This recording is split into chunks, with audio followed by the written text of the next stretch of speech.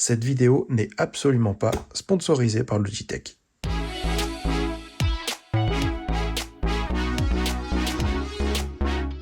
Bonjour à tous et bienvenue sur cette vidéo de déballage du micro Yeti Nano de chez Logitech.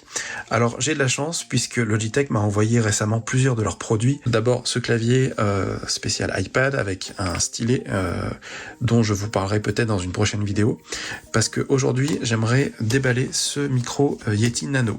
En effet, pour mes élèves et pour les besoins de cette chaîne, j'ai besoin de réaliser de bonnes prises de son et il s'avère que j'utilise un micro que je vais vous montrer ici, le NTG1A de chez Rode, qui est vraiment un excellent micro, mais qui a quelques défauts et qui m'a lâché il y a quelques jours, puisque devant ce micro, vous avez normalement un filtre anti-pop.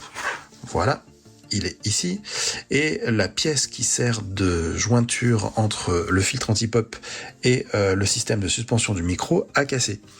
Il s'avère que ce micro est excellent, mais sans filtre anti-pop, le son ne convient pas, puisque les P et les B vont aller taper dans la capsule lors de l'enregistrement de la voix. Donc, sans filtre, ce micro est simplement inutilisable.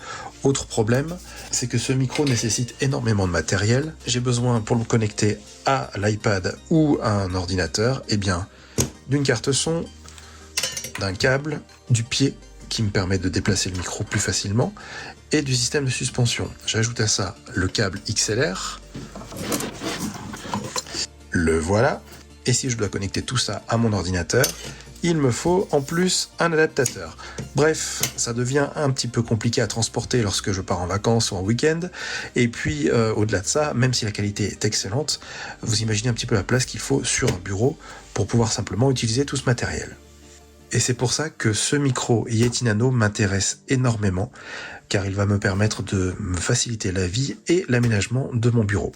Avant de commencer le déballage donc du micro, merci de m'exploser la barre des pouces là, et puis de vous abonner à la chaîne, car Logitech n'a absolument pas sponsorisé cette vidéo, je le répète. Je fais cette vidéo simplement pour les remercier, et puis parce que le produit m'intéresse. C'est un produit qui a l'air excellent. J'entends parler des Yeti depuis quelques années, alors pas de ce modèle-là, mais d'un modèle un petit peu plus grand. Je vous avoue que ce modèle-là me facilitera la vie, puisqu'il sera plus facile à transporter. Alors avant de le déballer, il est bien indiqué que ce micro est constitué de 2 capsules qui permettent d'avoir une captation omnidirectionnelle, c'est-à-dire tout autour du micro, ainsi que cardioïde, c'est-à-dire que quand vous parlez dans le micro, les sons qu'il y a autour et par exemple derrière le micro seront moins perceptibles. Le micro peut être monitoré via un casque. Il y a aussi une application, mais là je pense pas que je l'utiliserai par rapport à des réglages et des effets. Et ensuite le pied est ajustable. Alors ça, j'attends de voir ça avec impatience. On a de l'autre côté de l'emballage une belle ribambelle d'icônes qui vous montre à quel point ce micro est taillé pour le streaming et pour tout ce qui est vocal. Je réalise très peu de prises d'instruments de toute façon chez moi, donc ce micro va a priori faire l'affaire. C'est parti pour le déballage. C'est le moment ASMR. Vous avez peut-être remarqué que le son de la vidéo est assez inhabituel puisque je l'enregistre à l'iPhone cette fois-ci et non pas avec mon micro habituel. Alors au déballage, voici ce que nous avons dans l'emballage. Quelques notices, le genre de truc que personne ne lit évidemment, qui vous dit en gros branchez un casque et branchez le truc, ça marche quoi. C'est plug and play, vous n'avez pas besoin de l'installer, simplement utiliser le bouton principal pour régler la directivité du micro ainsi que le niveau d'entrée. Petit. Alors dans cette vidéo, vous pourrez dire que vous aurez vu pour la première fois un Yeti apparaître. Bon d'accord, je suis pas très bon pour les blagues.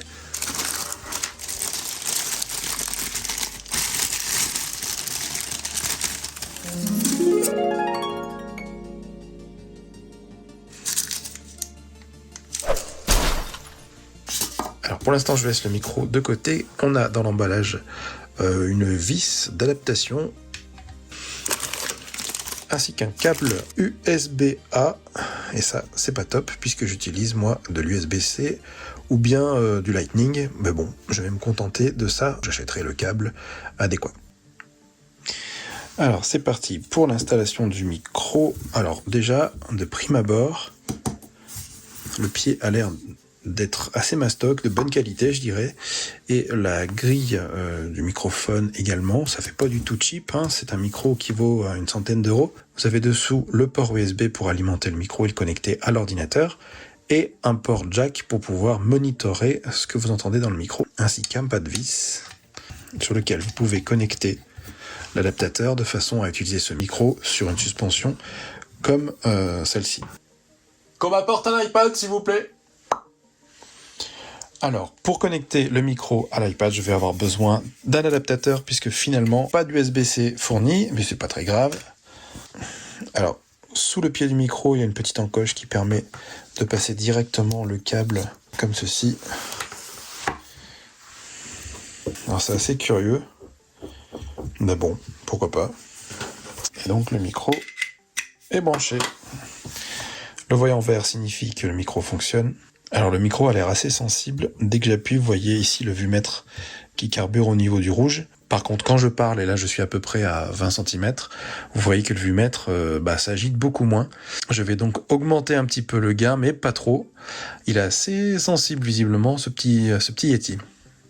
Maintenant que cela fonctionne directement, vous voyez ici que le micro enregistre, que tout fonctionne très très bien dès que je l'ai branché à l'iPad. Ce serait pareil avec un Mac ou avec un PC. Visiblement, le son a l'air assez clair. On enregistre que tout fonctionne très très bien dès que je l'ai branché à l'iPad. Ce serait pareil avec un Mac ou avec un PC. Visiblement, le son a l'air assez clair. Voici maintenant une deuxième prise, donc visiblement le micro a une très très belle plage dynamique. Vous voyez que parfois le son sature, je ne sais pas si c'est des peu ou des beux. Alors j'ai rapproché le micro de ma bouche et vous voyez sur la tablette que j'ai dû diminuer le gain en entrée puisque visiblement le micro est assez sensible. Je vais augmenter peut-être un petit peu le gain. Alors visiblement c'est sensible. Maintenant que vous avez vu ce que ça donne quand le micro est collé à la bouche, par exemple pour une prise de son, pour de la narration, le voici un petit peu plus loin, à une cinquantaine de centimètres, pour vous montrer ce que ça donne dans une pièce qui est ici un bureau, hein, avec la directivité cardioïde. C'est typiquement le genre de configuration que vous aurez si vous faites du streaming. J'habite dans un endroit qui est assez calme, vous avez juste un petit chat qui ronronne à côté de moi, mais en gros, ça donne une qualité qui est quand même pas vilaine du tout. Pour un micro qui vaut une centaine d'euros, qu'on peut emmener partout, et vous voyez qu'au niveau de l'installation, il y a juste un seul câble et un adaptateur, c'est vraiment très léger, très compact pour voyager, ça me paraît pas mal du tout.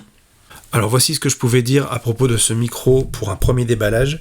Si vous voulez un test plus approfondi, soit sur le micro, soit sur les autres produits Logitech que je vous ai montré au début de la vidéo, n'hésitez pas à me le demander en commentaire, ce sera avec plaisir. Partagez cette vidéo, histoire que peut-être Logitech, mais aussi d'autres marques, m'envoient quelques produits. Je vous rappelle que cette vidéo n'était absolument pas sponsorisée, mais ça fait toujours plaisir quand vous avez quelqu'un qui bosse dur pour pouvoir créer des vidéos pour mes élèves, pour mes collègues. Ça fait toujours plaisir de voir que des marques nous soutiennent et nous envoient de temps en temps un petit peu de matériel.